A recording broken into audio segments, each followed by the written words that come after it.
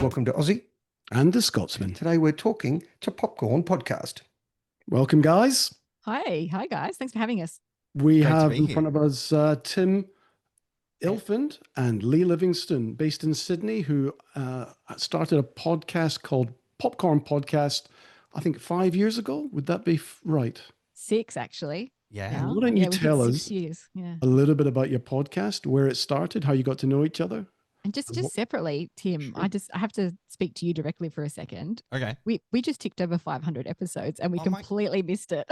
I have been meaning to tell you as well. I was going to tell you tonight in person. How funny is that? Yeah. We're so busy we don't even notice that we hit 500. Hit a milestone. I mean, that is a big milestone. That's Right? huge. We've hit over 150 to somewhere between 150 and 200, and we tell the neighbours and we run down the street. Yep. So Big billboard. it's impressive. That's quite an achievement too. I tell you what, most podcasts, crap out very early on. So I think we're both doing really well. Yeah. What I read about you, and I know we've asked you a question and then jumped straight in, which we often do, but what I read about you guys was you started this podcast, correct me if I'm wrong, you just wanted to review new movies and you wanted to give maybe a 15, 20 to 25 minute synopsis and plot summary and review of that movie so people could decide whether or not they wanted to watch it. Is that correct? Yeah. I mean, Leigh, it was Leigh's idea. So I guess we might start how we met, and then I'll hand over to you, Leigh, because you were the one who was, gestating the idea and reached out to me. But Leigh and I have known each other for a couple of decades now. We met on the job. My very first job at our local McDonald's, Leigh was my manager. Oh. Everyone So- starts off at McDonald's. Yeah, Yeah. it's where all good podcasts are born. Yeah. And yeah, I worked there for a year under Leigh as a manager, and then I went off to what I considered at the time like the dream job. I worked for the local Greater Union cinemas in the same Westfield complex, but we stayed connected through the rise of like social media at the time in the early 2000s, and our mutual love and obsession, I might say, with movies kept us connected over the years. And Leigh, you are an entertainment journalist, so you sort of went down that road from a career perspective as well, didn't you? Yeah, I think we both went down the dream job scenario, but in very different ways, I guess. Were you an yeah, actress, Leigh? Sorry? Were you an actress? No, once upon a time I had designs of being an actor, yeah, but I wasn't cut out for it. It's too cutthroat for me. You were in Rake from what I remember. I've done some extra work, yeah. I've done some extra work. Home and Away, Rake, The same. the UK. Yeah, I lived in the UK for a while where it sort of started. Nothing major of note, I would say. Although I did do a very dramatic plane crash in Air Crash Investigations or something like that, one of those shows. A reenaction. Yeah. So can I ask, so is this your full-time living, or is this a side hustle that you're doing? The podcast is a side hustle. The podcast. Side hustle. And what sort of hours? Can you give us sort of a feel of the hours and the time and the effort that people only see the finished product, and your social pages are very professional, but help us understand how much time you put in and when you do it and where you find the time. So much time goes into it. On top of we both work full time, Right. so it is a lot of work on top of that.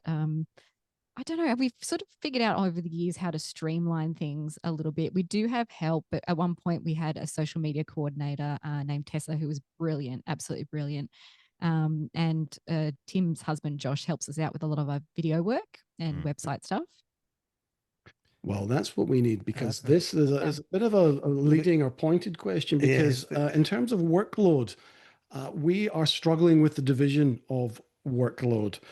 We're trying to get Ron up to speed in the editing department. Now, what our gimmick is, if you like, when we're doing the podcast is I do the majority of the work. I do the editing of the podcast and I upload it all. And Ron has seen Rowan, you can see his face. It's Is the just face. Like, No, he gets it all the time from me. And we're just trying to bring him up to speed, I think, a little bit in terms of the film editing side of things. And we're going to be doing that next year. So when I'm looking at you guys on Zoom, you get such a polished product. I don't know if you're from home, Tim, it looks like. Leigh, are you in a studio or are you at home as well? This is my home office. Yeah. Okay, it's great. It looks like a really professional setup. Well, you know what, Hugh, when Leigh interviewed Hugh Jackman a couple of years ago, he complimented Leigh on her wallpaper and said she wins. That's the best wallpaper he's ever seen. I know, that was the moment I could take to my grave. I was going to ask you, right? So yes, we've asked you probably some selfish questions that we wanted answers to that we can talk to you about offline, but you've had some incredible guests, right? Eric Banner, Hugh Jack. How did you get these guests on your show? Well, a lot of it, I will say, like it's a lot of hard graft. Tim works very, very hard, hustling, emailing people, and selling the podcast as best we can. We're lucky that now we're 500 episodes in and 6 years in, as we said, that that people know us now and they sort of trust the brand a bit more. But in the early days, it was definitely an uphill battle to get, and it was a lot of lucky breaks, I think. I mean, Hugh Jackman was a huge one. Like to get him early on was a huge deal. And it does help that I do work in this industry and I write for a lot of big Australian magazines. So I had those contacts to begin with. Right. Then having said that, starting a podcast from scratch, we had to prove ourselves all over again. So I could have those contacts, but I was still going to people and they were going, yeah, you don't really have the audience, sorry. So it was a lot of hard graft. Yeah, and that's where we are. We are years and years and years behind you because we write to the people and we get crickets, we get no response, right? Well, in fairness to Rowan, after dissing him, he brought to us Kik Gurry, who was in Looking for Ali Brandy. Yep, amazing. Who in turn then brought us Pia Miranda, who was sitting on this couch as well. And from there, we could use these guests and show that we're here to produce a professional product and to do some good content, which then actually got us in touch with an impressionist, Jim Meskimen, from the States. He's the daughter of Mrs. C from Happy Days. If you remember, he's an impressionist and an actor and comedian in his own right. And that was probably our biggest coup, if you like. So having small wins along the way, I would imagine ultimately gets you to where you are. I think our very, very first one was Essie Davis, who is an Australian actress, very well known. And I remember we were just starting out, and you talk about our professional setup and everything, but I was literally hiding in my hall cupboard with a little, like, what was the microphone, Rode mic, one of those tiny Yeti ones that we started out with that were just horrible quality. Like, don't listen to any of our early episodes. Yeah, please. The audio is just terrible. No. But that makes it, I think that's what tells your story. That's really important. Yeah, we've definitely grown along the way. Yeah.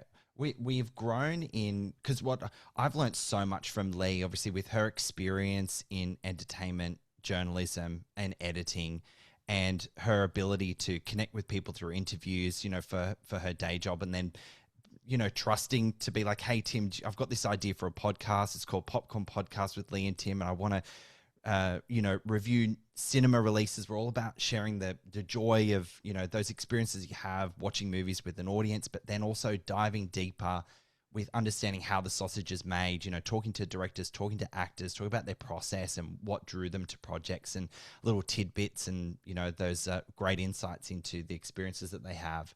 But learning about like how to form a conversation, a critical conversation, coming in with our own opinions. In 5 minutes, by the way, in interviews, we have pretty much 5 minutes with some of those people. Yeah, so 3 is like the smallest amount of time that we've ever had, and you say hello and they're already wrapping you up. Like, it's wild. But like I've learned so much from Leigh in terms of like, coming in with a particular lens. And the thing that I really like about working with Leigh is, yes, objectively a film can be bad, but there is something like a movie getting made is a miracle in of itself, and for it to be any good is actually, divine intervention. So there's always something that you can pull out that says, I really appreciate that layer of a film. Let's talk about it, even though it didn't connect with you. Yeah, I think that's the thing that sort of sets us apart from people who just, want to talk about movies and bash them. I think we really love movies. We really love the cinema experience, and it's all about, it's not about sugarcoating crap movies, as you said, but it's about finding the good and celebrating that love of movies and the joy that we all had as kids and people still have now, but just that shared experience of sitting down to watch a movie and just loving, like escaping and loving what you're watching. Like, that's what we're about. We want to like the joy, isn't it, really? Yeah, and I think that's been the biggest learning for me, what you've just said, right? Because when I entered into the fray of doing movie podcasts with Rob, I thought I'd seen a lot of films, and I'd seen Rocky and Rambo and Back to the Future. So Rob's introduced me to 150 films that have been incredible. And like you said, they're not all terrific, but you get something out of everything. Now, we've had a few pretty strong arguments around Interstellar and Duel and a few of these films that haven't landed well with me at all, but you can always find something to talk about that is a little bit more fascinating, because we're very different individuals. Yeah. We're sort of the EQ and the IQ. Right? Rob's looking at it, if I can speak for him, behind the lens, how it was made, how it was created, Platoon, how they walk through the sea, walk through the waters and things like that. Where I'm more about how the movie makes you feel. Do you guys have a contrast in that regard? I really like that you said between you, it's like the IQ and the EQ. And I think there's a good balance between Leigh and I, but there are things that as individuals you love that the other person doesn't. I mean, one of the things in our Roofman episode recently is we end up talking about how much I fucking hate peanuts and peanut butter, and one of the character, Channing Tatum, lives off peanut M&Ms for the movie, and I'm like, I can't talk about it. It's awful. Yeah. They're the devil's food. Why don't you like peanut butter? Oh, we don't. I know it's weird, isn't it? Oh, you know what? I had it this morning. It's a smooth peanut butter. If I had to go out to a desert island, that would be in the top 10 things I'd take. Oh, well then I hope I don't get stranded with you then. Sorry, that's the end of that. Could be the end of the interview there. For me, it's capturing that excitement that, like, I don't know if you guys were like this when you're younger or when DVDs came out, but that excitement of getting a DVD and watching the bonus features. Oh yeah. Or like eating up all the extra stuff around a film. That was almost my favorite part about watching a film on DVD. And that's the kind of excitement that I want to bring into Popcorn Podcast, is that not just, unpacking and seeing how the sausage is made, but feeling that excitement again about, and then this happened and guess what happened. And we were just talking about, we saw this movie Good Fortune, which just got Keanu Reeves in it as an angel. And the first thing I said when I sat down to Tim, I was like, he broke his knee in this? Watch out. And we actually caught him limping in a couple of and you can and that's exactly the stuff that I love. Every time I watch a movie, I'll go onto YouTube, I'll go behind the scenes, I'll look at the bloopers. I find the bloopers the one thing in life that reduces me to tears because it's real. Yeah. People are creating something in a closed movie set or in a movie set. And when you break this and you see the reaction of the actors or the actresses, that to me is just gold. I just love all that stuff and the production values and how things are made. It's Do you have a criteria of the films that you choose? Like we've set ours around Oscar related. So it used to be Oscar worthy. We sort of broadened it out. If The Blind Side's got Sandra Bullock, she won Best Actress, so that qualified, right? Do you guys have a criteria or a formula that you run to? We primarily focus on new release films. So films that are in the cinema. Yeah. We had to sort of change that obviously during COVID when things were going to streaming, and because streaming is such a big thing now. But just for capacity wise, if you think about it, 4 or 5 films come out a week in the cinema. So how do you do? You've got full-time jobs, you've got families and partners and life and all those sorts of different things. How do you keep up with modern films? Because that was something that we said, no, that's why we stayed away from that deliberately, right? One Flew Over the Cuckoo's Nest is 30 years old. You have to be at peace that we can't cover everything. Something that we actually recently introduced in our rebrand back in July. We had a photo shoot and we rejigged a lot of our visual branding and brought us more into the forefront. That's worked really well and resonated with our audience really well, is that we can't sit down and do a 20-30 minute conversation about every film that we watch, but we introduced the little quote tiles, a little snapshot of our opinion. So then because Leigh and I have different commitments within our own lives, and sometimes I can't come to a screening but Leigh can go, and it's like, well, you throw up something on social media that captures the essence of your experience of that film. It ticks the box of publicity who are inviting you to the film to talk about it, and they're hoping that you like it. So it's a good, discourse out there. And then it just gives Leigh that freedom. So it's a film that isn't lost. She can share her opinion and vice versa. But it's really important for us and any podcast to have a voice and to stay in your lane. I've had a lot of friends who are like, why don't you review TV shows? And I'm like, well, mate, I can't. We We're cannot not simply Tim's do it, mowing, and right? we wouldn't do it well. And that's the advice that's out there about podcasts as well. It's like you got to pick your niche. If you're going to cover absolutely everything willy-nilly, I don't think you do as well as I if agree. you pick one thing and sort of stick to Yeah. it and get known for that. So do you go to, just to help me understand, so you just said you may not go together, but do you go every Tuesday night to a movie? Or, I mean, I'm just trying to understand how you consume immediate content so quickly and then get it back out. How are you doing that? It depends on when the screening is off. Often we'll see movies before they're released because the distributors will have like a media screening. And it's if And it's you're a really getting invited big, to those. Sorry to talk over yes, you. You're getting yes, invited to those as professional podcasters now. yes, Okay. yes, yeah. So Wow. often if it's a big movie, often it'll be a Monday or a Tuesday night when the movie comes out on a Thursday. So it is quite a tight turnaround. And, you know, we didn't really answer your question before about the division of the roles and everything, but Tim is just like a speedy editor, and we do edit our episodes. We don't just throw it up willy nilly. We try and like make it clean and an enjoyable experience for our listener.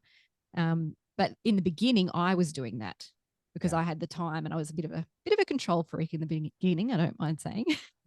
Tim won't say it; he's too polite, but I was.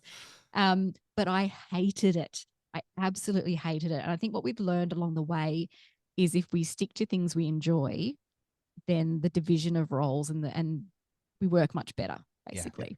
So Tim really likes the editing, and he's quite quick at it, and he's quite good at it. Whereas I found it a real struggle and a real drain every week, and I just couldn't get through it. It took me forever to get through it. So I'm now spending my time doing other things, and he'll do the editing and turn it around very quickly. And did you find there's a big learning curve in learning the new skills that you had to do? Did you have to know any of this beforehand? No. I didn't know any of it. Like, don't say that. Don't say that. And it changes so fast. That question was a setup. The best practices change so fast too. Like when you're looking at search engine optimization, website stuff, social media stuff, like the algorithm's changing all the time. We try not to worry too much about social media. We just try to focus on responding to people and like connecting with people. But as far as like, we have to post at this time and we have to do this and we have to do that, we don't really buy into that because we just don't have time, really. And we focus on creating like meaningful and good content, and where it makes sense to, really fun. Like certain films, you know, lean into having a bit of a play with some content that we create, or certainly our conversations about a film. But we really pride ourselves on taking it super seriously, but that comes from a place of deep respect and passion for the industry, and also looking back and being proud of what we've created together. And that's what makes those publicists and distributors reach out to us with opportunities. Like we put a lot of time in pitching ourselves still, you know, about 3 months out from a release, going, would love to be put forward expression of interest to speak to X actor for a film that's coming out in, you know, March next year or whatever. And then it's follow up. And so who are you writing to? known. If you don't mind me asking, you're writing to the cinema? You're writing to the producer of the film? Who the distributors, the local distributors. So that, you know, your Universal Pictures, your Sony Pictures, your Roadshow. The offices that distribute the films here locally. The distributors. Sometimes there are some US ones that pop up. Like if a film's not getting a wide release in Australia, we've fallen onto some lists from the US, and we'll get some emails about movies. I got an email about Eric Roberts recently, actually, and I don't think he's like doing everything and nothing. Like I think he's in 1 million movies. So I couldn't tell you exactly. He doesn't say. I couldn't tell you exactly what he's in, but we're in conversation to maybe get him on the podcast, which would be great. But that's he's not releasing anything locally, so we've gone through the US for that. And if I can ask, you've spoken a lot about passion and your respect for the industry and what you do, right? Which we do as well, because it's, you know, we're not making any money out of this, right? But a lot of people we've said, Emma, why do you spend so much time? What's the end game? How are you going to commercialize this? Have you monetized it? Will you ultimately monetize it? What is the end game? I mean, the hours we're all spending, people think we're mad, but it's a passion, right? Yeah. Can I ask you that? Thoughts? Yeah, of course. Leigh, you can jump in at any point, but I guess like for us at the very beginning, we were figuring out what this podcast game was, and we were trying to find our voice, and there were things that we changed along the way that made our product better, and so we were taken more seriously. And we do make some money through mid-rolls and, a dynamic ad insertion through Acast, which is where we publish our podcast. We book But it's important to note it doesn't cover costs. No, it doesn't cover costs. And I mean, that's why we still work full time and all the rest of it. And it is that passion behind that drives us. But we do book paid like Q&A gigs for screenings and things like that. And that does come in, waves. So it's not all the time. And we have started to really put some thought behind more around our brand and approaching other brands to come along with us. And that just takes time. But we know we've got a really good product, and we still love and have a lot of time for it, and we have a good time doing it. So it's just playing that game. But it's hard as an independent publisher. Like, we don't have the backing of, a Nine Entertainment Co. or, as an Acast creator or anything like that. So that's also things that we've tried to explore in the past as well, and we keep at it. And I think that can sometimes be a misconception as well, because we do look like we're doing so well. And of course we are, and we're very proud of what we've done. But I think then people think, oh, they don't need listens, or they don't need this, or that, because they're doing well already. But actually we're not making any money off it. Yeah. I'm going to move away from the corporate or the functional side of it, which is what Rowan is really interested in, because I just love movies. I'm passionate about it. I just love watching things and going behind the scenes. I want to know more about the interviewing techniques. Now, as you said at the start, you get your 3 minutes, your 2 minutes, your 4 minutes to go in and to ask your questions. What I found with you when I watched some of your clips was that you're authentic, you're genuine, and you're authentic, and you come across that way a lot more than a lot of interviewers who try and come up with a gimmick, do something special just to get that instant grab. My question is, who have you found to be the most responsive person that you've interviewed, and what interview techniques do you employ when you know you only have 2 or 3 minutes? That's a great question. It's keeping the questions short. That's really important. Shorter Getting to than the that. point really quick. Yeah. Yeah, because some people, and I've fallen into that trap from time to time, because sometimes you do need to set a bit of context that leads into a question, but the audience aren't watching that video to watch you ask a question. They want to hear from the person that you're talking to. That's why they've tuned in. So I agree with you there, Leigh. Cut to the chase. Yeah, cut to the chase. That's really important, especially when you've got like PR people wrapping you up. As you said, it's not an exaggeration. Sometimes you say hi and you get into your first question and they're like, wrap it up. Yeah. Final question. Yeah, Are there some things that you want to ask but don't ask? I mean, do you want to try and create a bit of controversy or push a particular question? No, we've talked about that before. There are some of the bigger publishers maybe, and like I won't say any specifics, but there was one recently where an interviewer said something for shock value, I think, and I'd heard behind the scenes that it didn't go down too well, but it was a great viral moment, and I think there's some value in doing that for a certain generation. I think I guess, how would you say, it's like there's a difference between content creation, I think, and an interview, like a journalistic interview. I think just that, I mean, that's my point of view, having worked in this industry for so long. And there's merit in both, but I think there needs to be a balance. And we talk about this quite a lot, like between ourselves, but it's a big landscape, and there's room for everyone to have their styles and do their thing. And there's audiences for all these different things for sure. But I think there just needs to be a bit of a balance. And if it goes too far one way or the other, I think you run the risk of isolating some people or cutting some of the audience out. So we always try to find a balance. I would agree with you, right? You've got to show respect, right? People are all in this trying to make a living, or they're passionate about it. Certainly when we interviewed Kit Gurry, and we started going down the conversation path with Tom Cruise that he did Edge of Tomorrow with. And, Tom Cruise, everyone's got an opinion about him, right? Whether it's his Scientology or it's Mission, his fantastic performances. And he said, I'm not going to say anything derogatory about Tom. He's been incredible. He's a wonderful, and he wasn't doing that to protect himself.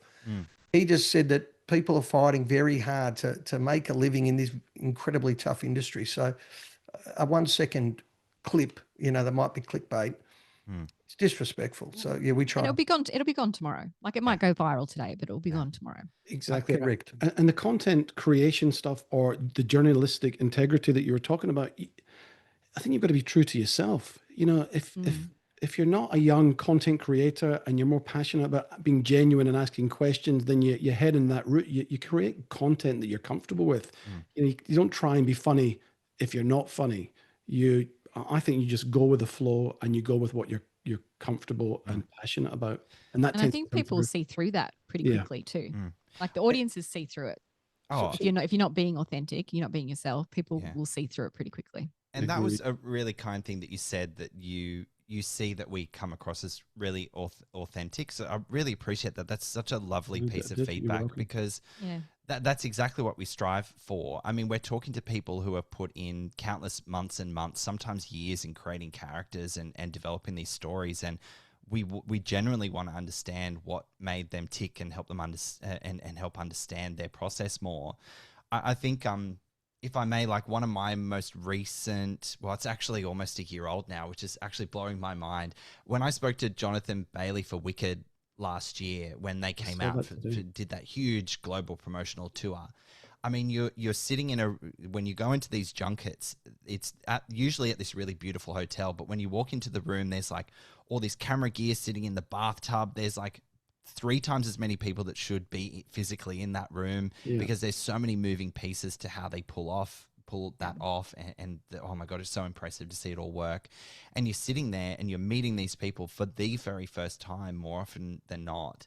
And you have to build an instant connection. And so you want to bring yourself to the interview, but you also just want to make sure that people feel really comfortable in your presence as well, and that you're there to just have an enjoyable conversation, because hopefully the movie that you're talking about is also really, really good. And so naturally that engagement comes from actually liking the film that they're in. Yeah. That is always very helpful.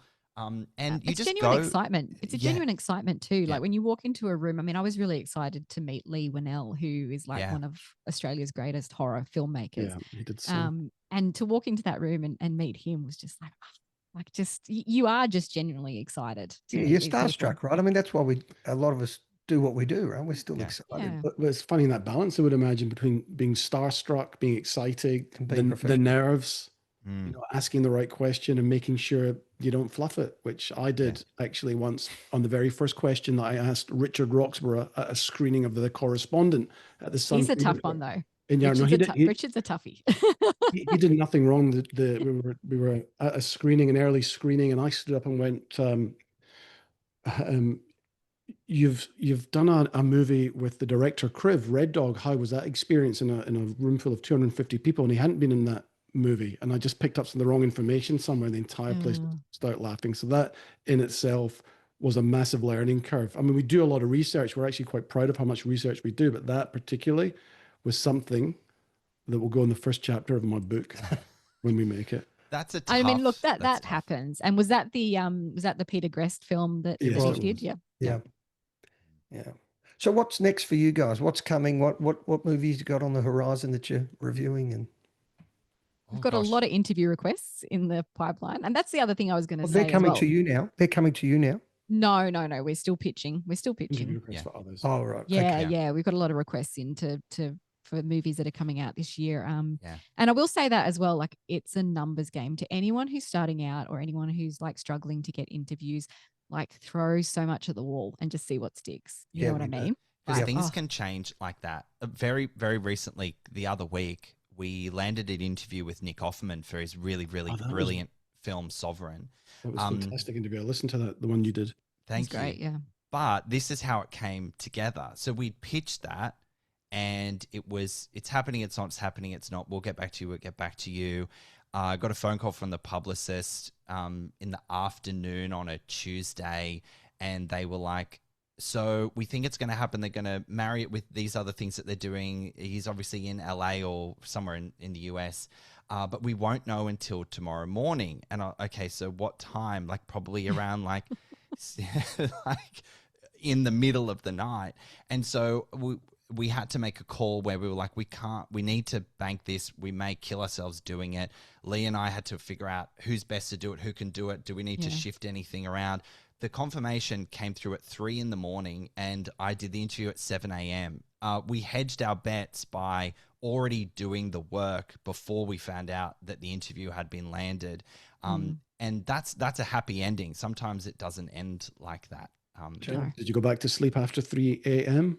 Oh, well, I didn't really sleep because I remember waking up at 3:30, checked my phone, and it was the confirmation the Zoom link was in there, and then I had Get too nervous. fever dreams for the next 3-4 hours. Yeah. Don't miss, setting 5 alarms and don't miss it. The same thing happened with Madeline McGraw recently with Black Phone 2. Yeah. We were meant to interview her and Mason Thames together. That fell through. Then it was maybe Scott Derrickson, which is fantastic. Like, we've had some incredible directors on the podcast and we're always happy to have more. But then that fell through as well. And then it was like the day before they were like, actually, Madeline's going to do some more, so we can fit you in with her. Yeah. Can I ask you a slightly controversial one? So Justin Baldoni came on your podcast. He did, right And before all that kicked off. Yeah, right. So okay, so right before it kicked off. But what was your sense with him? What, good guy, bad guy? I mean, that's headline story. That was everywhere. I mean, it ends with us. You never really know what's going on behind the scenes, do you? But my impression at that time and what I went into the interview thinking, having seen the film, and having come from a personal experience that identified with what was going on in the film, I was quite grateful to him for the approach that he took to making the film. And I think it was quite nuanced and it was quite considered.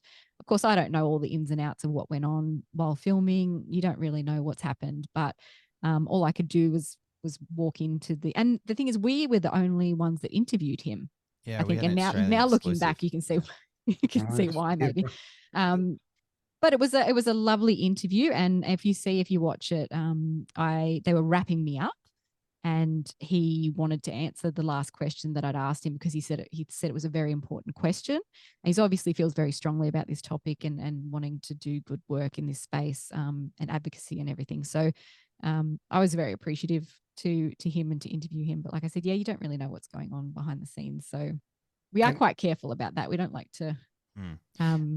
And I think. Max, sorry, go Tim. No, I was just going to say, to add to that, I mean, we didn't contribute to any of that discourse because it's unhealthy too, and it's unwarranted. There's enough people talking about all of that. And we don't know. We weren't there. We don't know, and you don't know. And it just got so messy, goes without saying. But what we made a decision about was that we weren't going to, I don't know, jump on the bandwagon in a gross way and reshare our interview because it's what everyone was talking about. Like, right. we weren't going to lean into doing any of that because that is not the right thing to do. So it Lowers your existed. product. It's done. It existed, and we moved on from it. Yeah. Good on you. And I've got to ask you, just because The Social Network is one of my favorite films. We've just done the top films of the 90s. I had it at number 1, right? So Max, how do you pronounce your surname? Max Minghella? Minghella, yeah. I mean, I love him in The Social Network, the Winklevosses. What's he like as a human being? Good guy? He seemed like such a gentleman. He was so polite, so wonderful. I got up. This isn't in our interview, but there's a bit of preamble that we cut out where it was actually 3 a.m. that I interviewed him,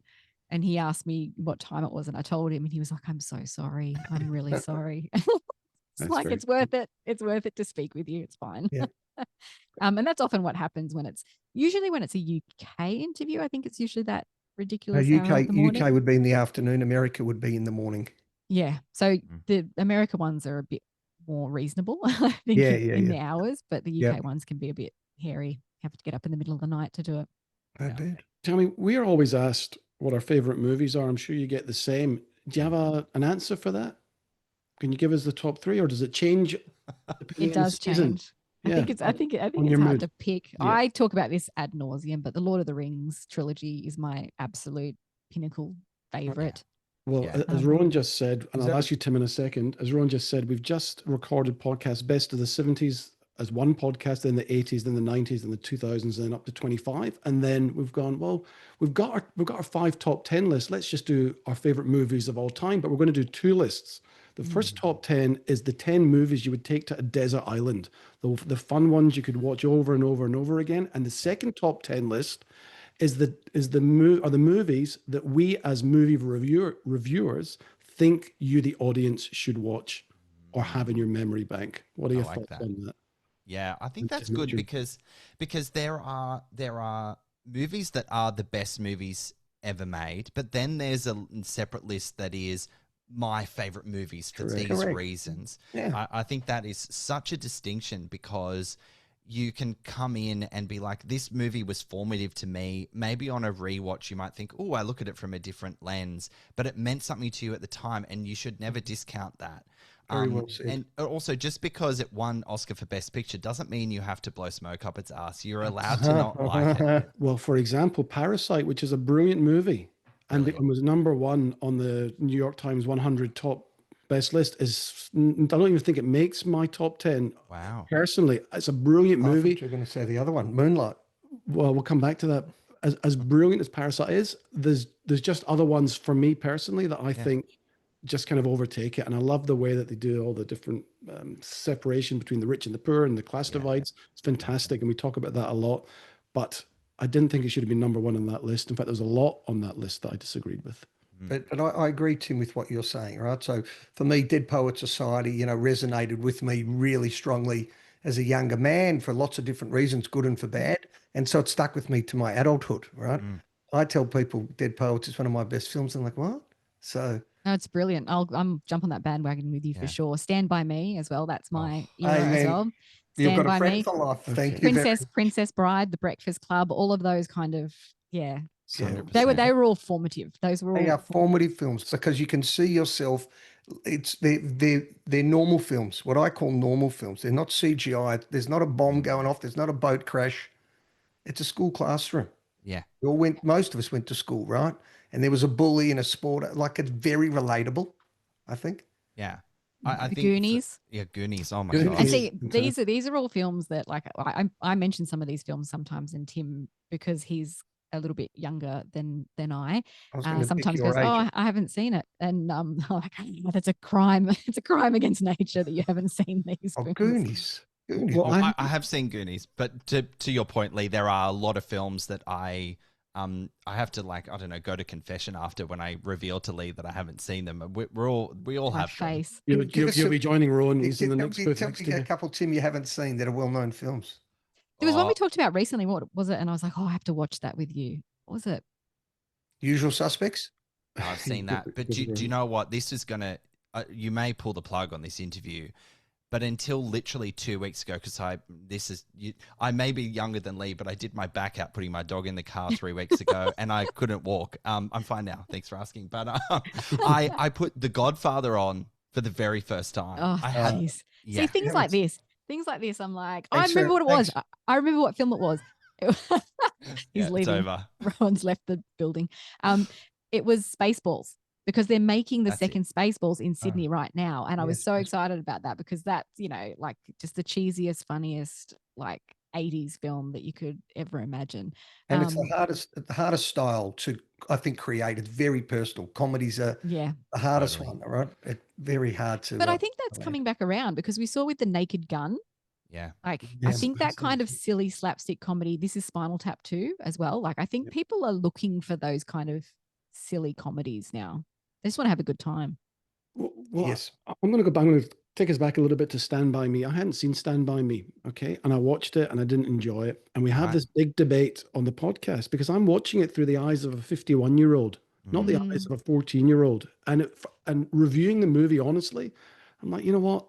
I get what it was for the time. I loved the Goonies. I loved all the other movies of a similar vintage. But watching this through the eyes of a 51-year-old, it's not for me. Okay, I found it boring. I found it dull. And they couldn't understand that you can see it through two different lenses. And like, we'd moved on from that era.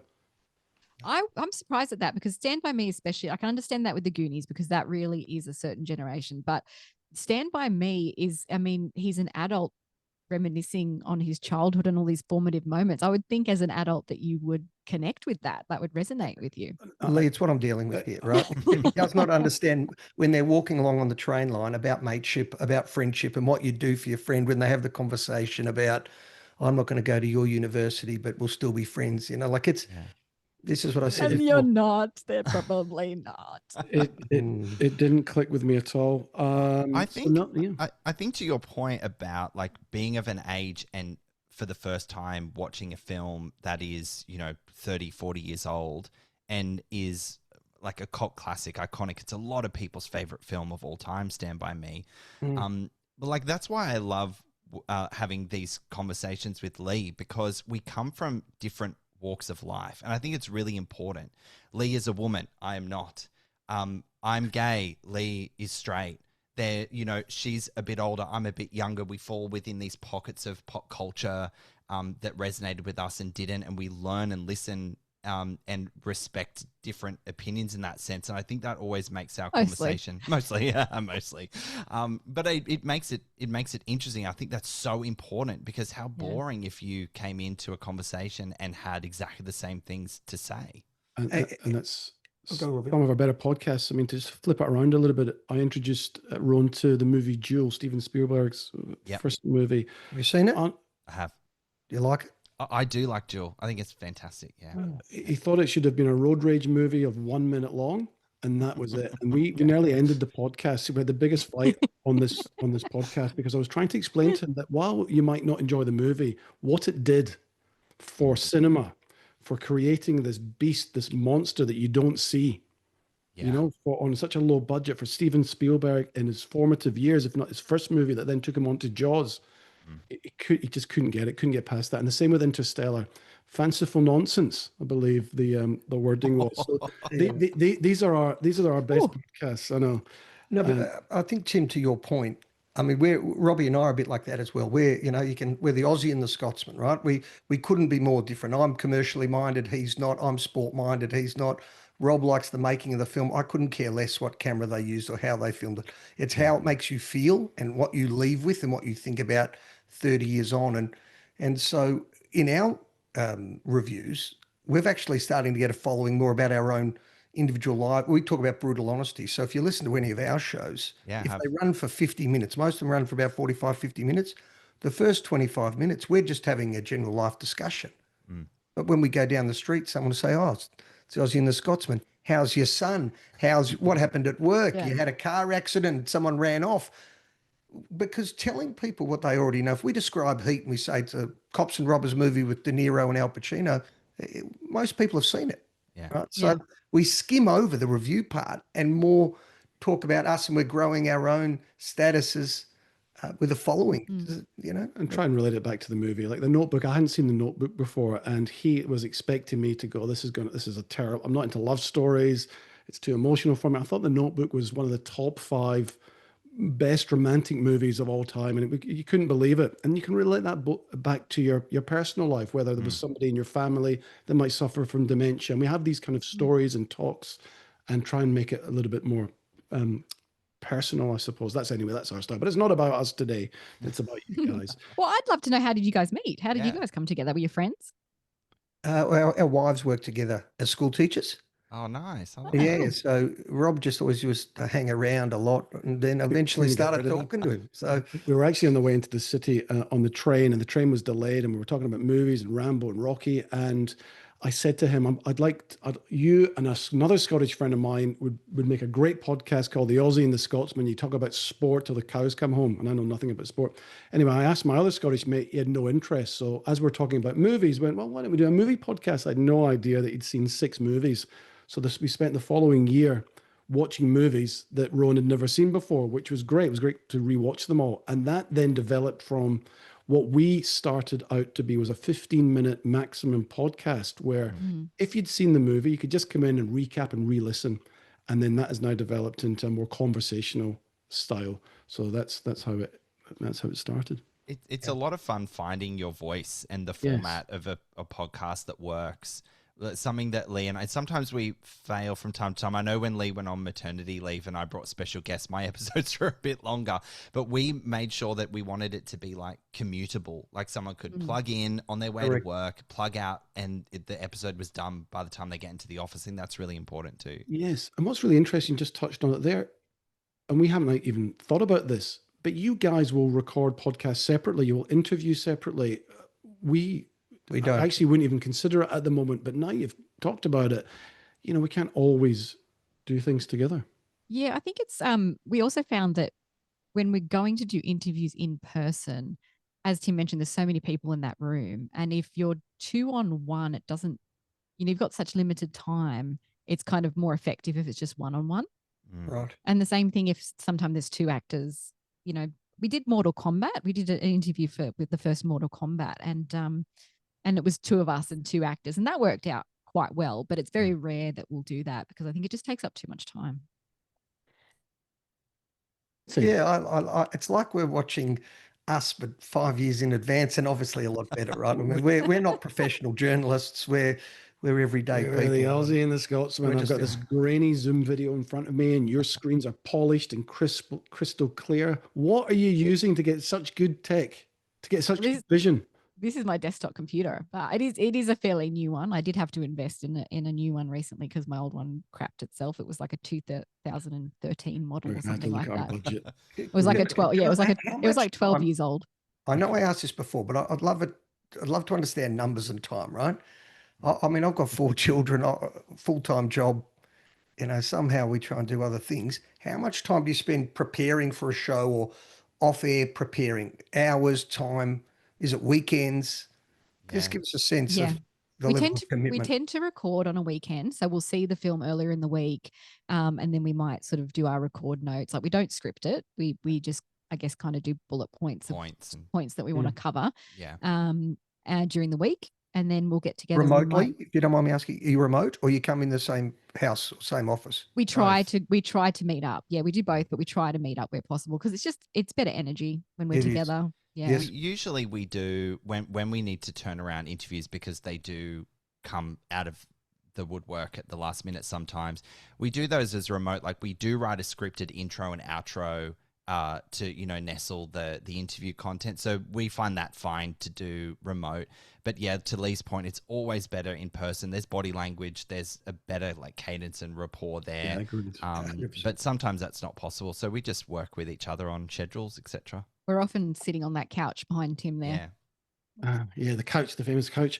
I have probably a final question just on the social media stuff. Where do you find you get most engagement from?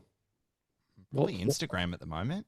Instagram at the moment, yeah. We don't put a lot of time and effort into every platform, and I think that's sort of advice I guess I see out there among podcast experts is that you don't need to be on every single platform, and actually it's better if you own your own content. So I don't know if you guys have your own website, do you, or are you just on social media? We're Instagram. We've got like a landing page, but we're about to probably start a YouTube channel now. Yeah, I mean, because you never know, like one day Instagram could just decide to cancel your account completely and then you lose all of that. So it's better to have your own channels where possible. And we try to put more of our effort into that, into our website and Instagram, I guess. Yeah. Yeah. Okay, so all your Instagram content goes to your webpage as well.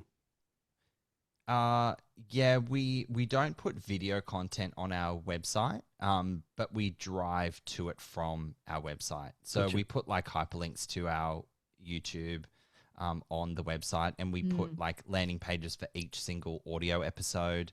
We run giveaways off the website, things like that. But it's funny around in the 6.5 years we've been doing this, like, oh my God, I think Leigh mentioned it, like the landscape changes every 5 minutes. Facebook is almost like dead on arrival for our content on that platform. We dump and run there just because it's part of the structure, but where we do like to engage and you do see a lot of results is on Instagram. TikTok can take off randomly. There's no reason or rhyme behind some of it. And then YouTube is something that we do nurture a lot, but again, it's so unpredictable as to what interviews take off and what die. It's so funny. Death. Like we thought Hugh Jackman would do really well, but then again, that was in our early days, so we didn't have the traction that we have now. But Hugh Jackman didn't do as well as I expected it to do. But then something like Jonathan Bailey, which did do really, really well, like because Wicked's such a huge film that really took off. Do you ever repost content? Like, would you repost the interview with Hugh just to see if it got a bit more traction this time? I think we have done. We sometimes revisit episodes if like it's the first of a sequel. I think we did that last year. We do it intermittently. We put our Avatar Way of Water episode. We'll probably put that up again before Fire and Ash comes out in December. But that is something that we've talked about, just republishing snippets from Jonathan Bailey or Max Minghella when it makes sense to, and things like that, just to give it a new life and a new audience, because you just never know who it's going to reach and whether they're going to like it and drive more engagement for us. So. And what you touched on, Tim, giveaways. What sort of giveaways and do you do? Do you get movie tickets through? Yeah, people go nuts for them, don't they, Lee? They love a giveaway. Yeah, they do. Yeah, love a movie ticket giveaway. Yeah, like you put on a poll or a prize or a competition, or how do you do that? We keep it very simple. We just put it on the website and we just say, just enter your email and your name. We were doing games to begin with that was like, 25 words or less or all that kind of thing. And we just keep it simple now. Just get your entry in. Yeah. Yeah. So the distributors reach out to us and say, hey, could you do a 10 double pass giveaway for this movie and run it during this period and etc. And so it's pretty low touch for us, and it drives a good newsletter database who we send like monthly newsletters to share what we've got out recently or what's coming up, just to keep them interested. And that's one thing that's grown a lot over the last year, actually, that we put a bit more effort into, is the newsletter. Yeah. Right. Because you get all the emails and you send out newsletter. Interesting. Fantastic. Leigh, Tim, thank you so much for your time. You've been fantastic to speak to and very generous with your time. So I appreciate it. I'll pass over to Ron to sign us out. Yeah. Good luck with everything. I felt like this was sort of an education and an introduction all at once, right? Because we're sort of selfishly learning and absorbing at the same time. So you've obviously got a wonderful product, Tim and Leigh, and you do a great job, and you're easy to talk to. So I can see how the stars want to talk to you as well, because I don't want to be wrapped up, but you said an hour, so we're trying to stick to time. I appreciate that. But same to you guys. Like we've obviously listened to quite a few of your episodes now, and yeah, the banter between you guys and the easy energy that you have is just so enjoyable to listen to. That's and very nice. That's very and that's what it comes down to, isn't it? It's commitment. Like either one of us could have got bored and dropped out at any point along the journey, but commitment's half the battle. Like sticking with it. You've got to stay the course. That's right. And look, keep the interest and the passion alive. That'll help drive the decisions you make. Trial and error. We have tried so many things. We've moved away from stuff. We've fought really hard for things. So just try something. And of course, reach out to us. Happy to give you tips and tricks as you go along. But to echo Leigh's sentiment, I've listened to a couple, The Roses, your Superman episode, and A Beautiful Mind were really, really great conversations. And it really, specifically A Beautiful Mind, it made me want to throw that on straight away. I haven't seen it in a long time. Nice. Thank you. That's what we take as the ultimate compliment. When someone walks up and said, I went back and watched that movie because you guys said to watch it. So thanks, Tim. And appreciate it. We really appreciate your time, and we'll stay connected. And you're okay for us to publish some of this on our social pages and promote your page? Absolutely. You bet. No we'll problem. share it too. Yeah. Wonderful. Before we log off, Rob, I've got to ask, where in Scotland are you from? Glasgow. Right. My mum is from Paisley. Just up the road. I would think I was born near Paisley, right next to the airport. Do you get back much? No. I lived in the UK for a while, and I did visit family there a few times while I was living there. That's a tough part of town. It is. She's a tough lady. She is. I'm from Glasgow. My dad's the same.